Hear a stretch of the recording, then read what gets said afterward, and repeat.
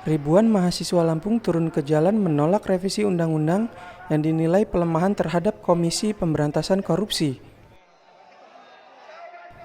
Selain mahasiswa, Gabungan Federasi Serikat Buruh Merdeka turut tergabung dalam aksi demonstrasi tersebut.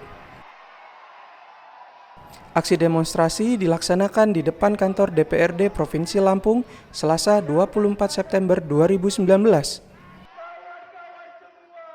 Dalam unjuk rasa tersebut menegaskan bahwa selama ini mahasiswa sudah secara tegas menyuarakan tuntutannya, yakni pembatalan UU KPK hasil revisi dan RKUHP.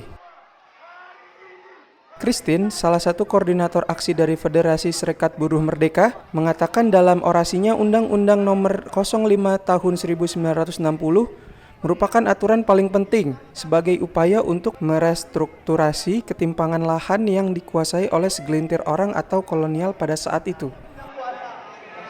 Petani kartu berjaya itu tidak bisa dipakai. Kami bukan butuh gemuk, kami bukan butuh begini, tapi kami butuh rahat.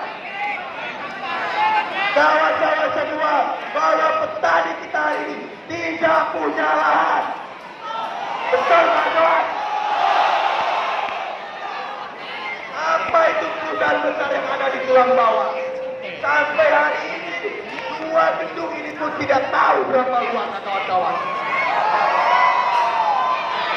Bahwa hari ini, petani di Kota Baru digusur hanya kawan-kawan. Kawan-kawan semua, tidak butuh lagi petani itu janji-janji manis.